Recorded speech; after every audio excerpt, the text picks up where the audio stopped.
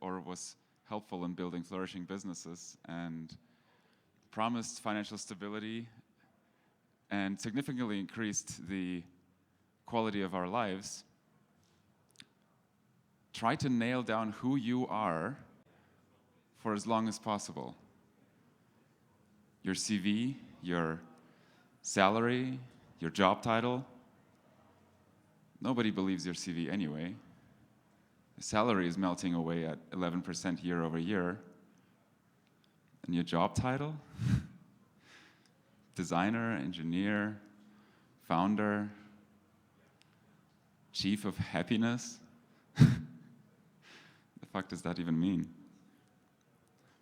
Pen and paper were the foundational technologies that the infrastructure was built upon. And for the last couple of decades, not really much has changed, except we started using computers to forcefully try and hold on to exactly the same information about who you are. But if we look at the biggest challenges of the 21st century, especially in organizational design, it's not so much about who we are, but a lot more about what we do. We need better onboarding. That is, what is there to do in an organization? Of course, there are talent portals that connect faces with job titles and 5-star reviews to a team, but eventually it ends up being the founder who does the screening for the culture fit or explains what there is to do. We need better... Oops. This thing is moving around.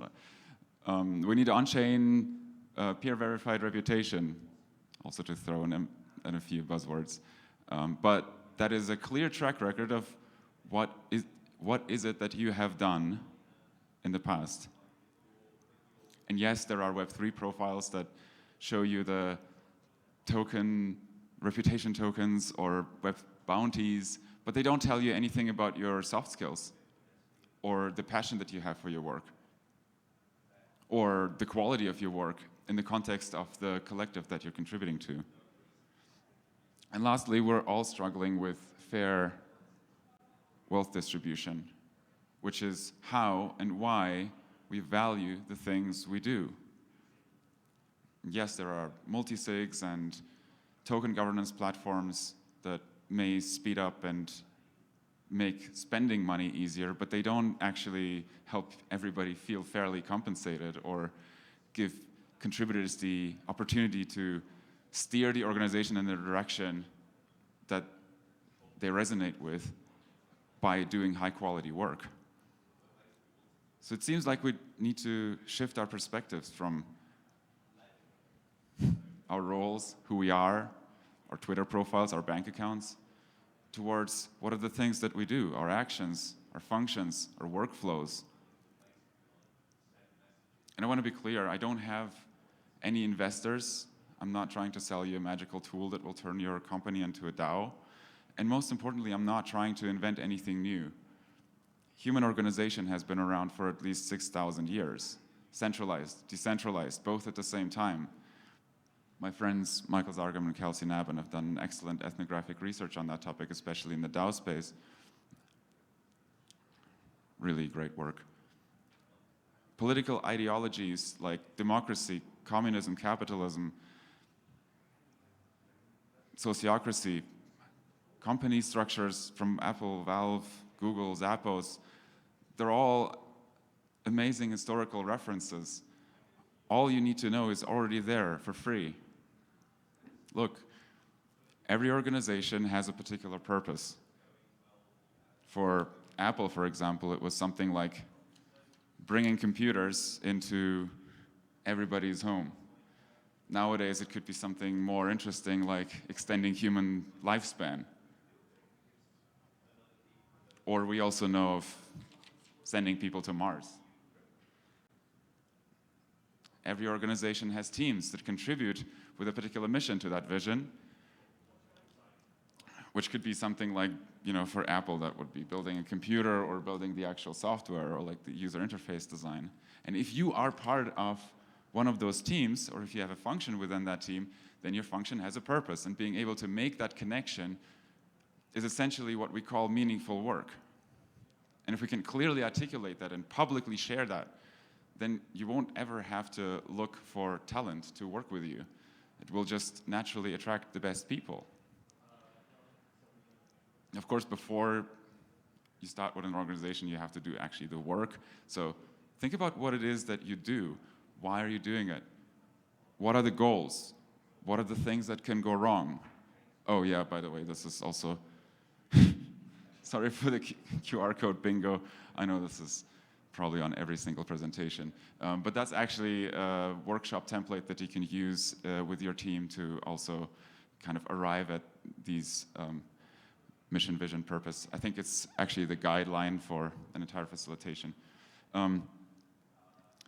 So yeah, think about the goals, the things that can go wrong with your function.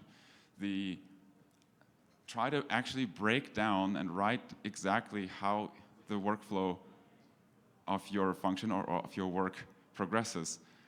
That is then a clear record of what you're doing that can be used as a basis for negotiation with anyone without involving ego, because it is about what it is that you do and not about who you are. And if you can be transparent about it, then people will also gravitate around your work because they will understand that you're just being honest about everything. And if you don't know, or if you struggle writing these things down, just let someone else observe you. Or you can also talk to Google Meet, transcribe your thing, transcribe your description, put it into ChatGPT and ask GPT to just create a workflow. Here's a couple of references. There will be only a few more QR codes and you don't have to photograph every single one of them. But here's just a couple of references that we did for a couple of other companies like, I think, Aragon or PrimeDAO, or also DeepWork. But just that gives you an example of how these workflows look. Now, once you have that articulated, then you can start assigning value to these functions. How do they relate to each other? How much value does it bring a company to execute a particular function over the course of a month? That is the fiat compensation. How much value does it bring to have that function over the long term? That could be the governance weight. And before you start jumping to tokenizing and quantifying the functions with tokens or with any numbers, remember that we're all humans and we have feelings and we need to talk about them and we need to make fair agreements. And just as a slight tangent, the constructive conversations on the basis of these written down functions actually make it possible for everybody to feel fairly paid.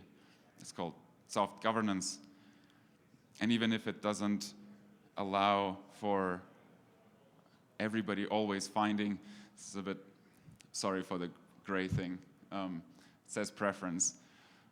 Even if you don't always end up with the preferred decision for everybody, having this discourse, the conversations will at least help you find an overlap of the desired range of preference so that everybody feels included in the decision-making process, which you don't have with direct democracy. And of course, one-on-one conversations are really hard to scale. I know we have like larger communities, so I'm not expecting to have everybody just talk to each other on one-on-one and make these decisions.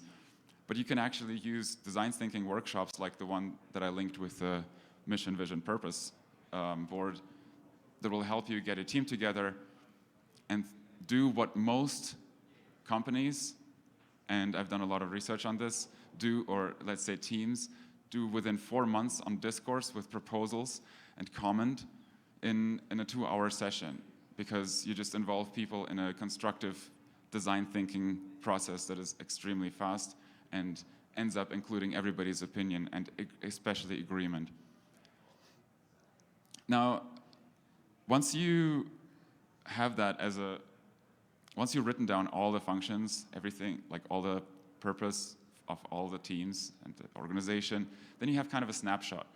This is how your organization looks right now. But of course, over time, the organization also evolves and you need to adapt to changing environments, and individuals need to also keep track of their goals and make smaller adjustments in what they are planning. And people don't really like to vote. So one of the tools that I recommend employing is just frequent feedback loops. Allow people to meet regularly to actually discuss whether they're still in agreement on all of the work that actually needs to be done, all the goals that need to be achieved. Town halls are a great example for that, also not necessarily a new concept. And finally, if you want to scale as an organization or a team, but you don't want to spend your lifetime hiring, or let's say you're fed up with your function and you want to move on with your life and do something else, if you have spent time designing your function so that you fall in love with it, then other people will fall in love with it too. To find someone who is also interested in the same working conditions and teach them. And working conditions doesn't have to mean the same monetary compensation. It could also be things like intangible things like, is it a social function? Is it a more technical function? Is it recurring on a frequent basis? Or is it just a discrete project that comes up every now and then? So please don't delegate work that you don't like, because that only makes, that doesn't make anyone grow. Nobody benefits from that. And remember, these functions are also the record of your reputation. So not only can you see what you have done in the past, and you'll see what would happen if you pushed yourself just a little harder, but it also helps other people see what have you done in the past, what were you good at, what are you doing right now, and what is your potential in the future, maybe if you collaborate with them. So I want to finish up. Don't do slides on as a PDF. I want to finish this quick rant with a tangible example and just show you how you can create an organization pretty much right here, right now. So think about any activity that you really like, something that you just like doing, and think about it maybe as a combination of a verb and a noun. I mean, a verb itself would also be fine. And if you have a few things, just select the one that you feel like benefits other people the most. Do you have one? Okay, design brands? Okay, awesome. So this is pretty nice. Isn't it great to know that just by being you, you're already creating value for other people? Nobody has to convince you of designing brands for others. So if you want someone who's really good at designing brands, there you go. Let's take another one. Do you have one? Research, great, amazing. Now, assuming that you would do that on a frequent basis in maybe some project, you're constantly getting better at your process. I don't know if you're actually doing that, but you could also write down your learnings over the course of time and then improve your own process, and you're getting better and better at it. Okay, let's have another one. Could you name one? Cattle ranching, amazing. Okay, so this is very funny. So and this also kind of shows you how much potential there is in future organizations, because all an organization is the three of you looking at each other's functions, or at least for now, like trusting each other that you can do them well, and finding creative ways to combine these functions and these activities into solutions that will solve higher order problems. And at least in my experience, this work, these functions is what are the first principles of decentralizing organizations. I can't imagine how it would look if we started to uncover all of these things that we all do and started honestly talking about how we work together. We could significantly improve our financial and emotional stability, our organizational resilience, and probably exponentially increase the quality of our lives. Communities could grow much better if they stopped focusing on who we people are, but rather focused on solving problems with our skills. I wonder how much potential there is still to uncover. Oh, I mentioned we had the workshop in Barcelona. It's actually very simple to do that yourself. In Barcelona, we had a team of, I think, 10 people. They haven't met before, but they all realized that the conference event was missing a networking opportunity. And within 2 hours, exactly with the same process, they came up with a networking event. They came up with, they surfaced what they were best at individually. One of the people made apps, another one was a great moderator, another one was just a runner.